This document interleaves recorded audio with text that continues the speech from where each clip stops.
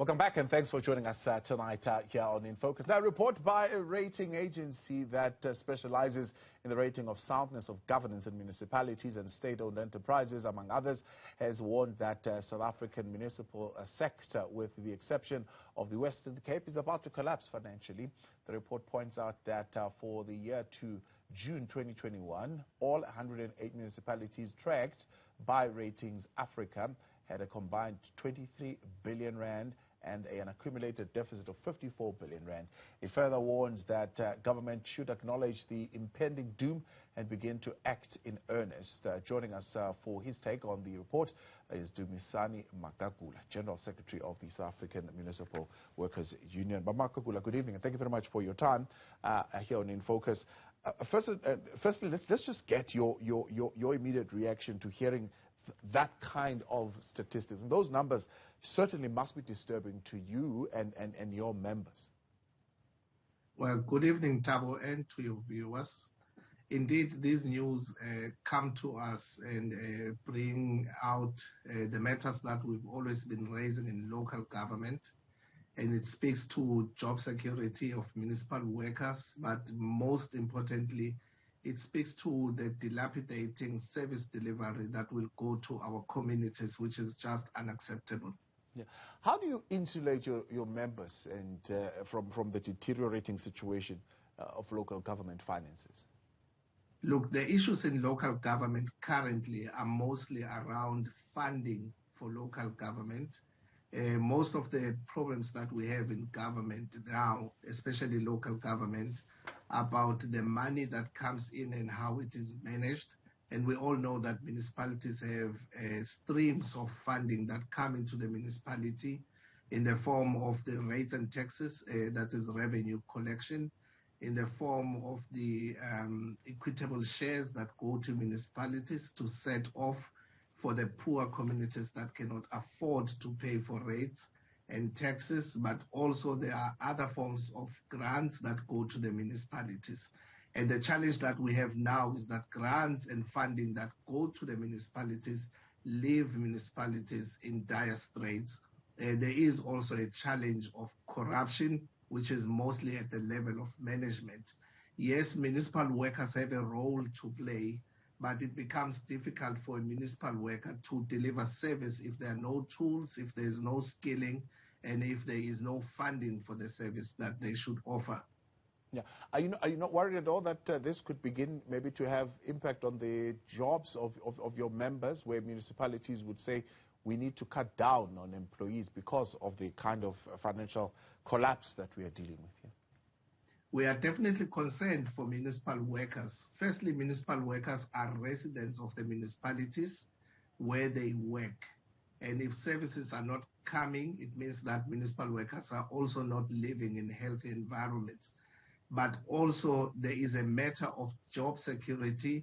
If there is no viable municipality, if there is no funding, and if municipalities are not performing, of course it may come to a crunch where there could be matters of reducing staff at municipalities. But that should be the last option, because there are quite a number of areas where we can improve instead of thinking about retrenching municipal workers. Yeah.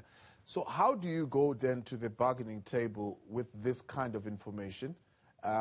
Does it change in any way what you will ask and what your demands will be in terms of pay rises?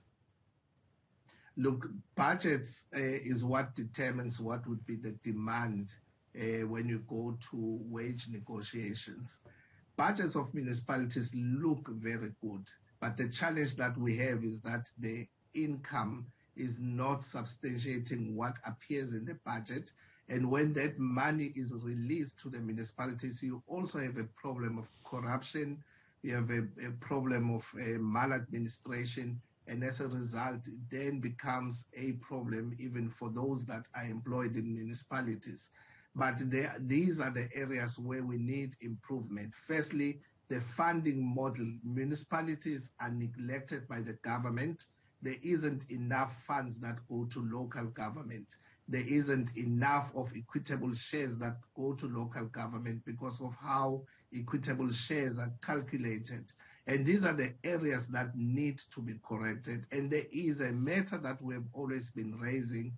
When municipalities receive this money, we can give an example of the MIG fund, which is a infrastructure grant.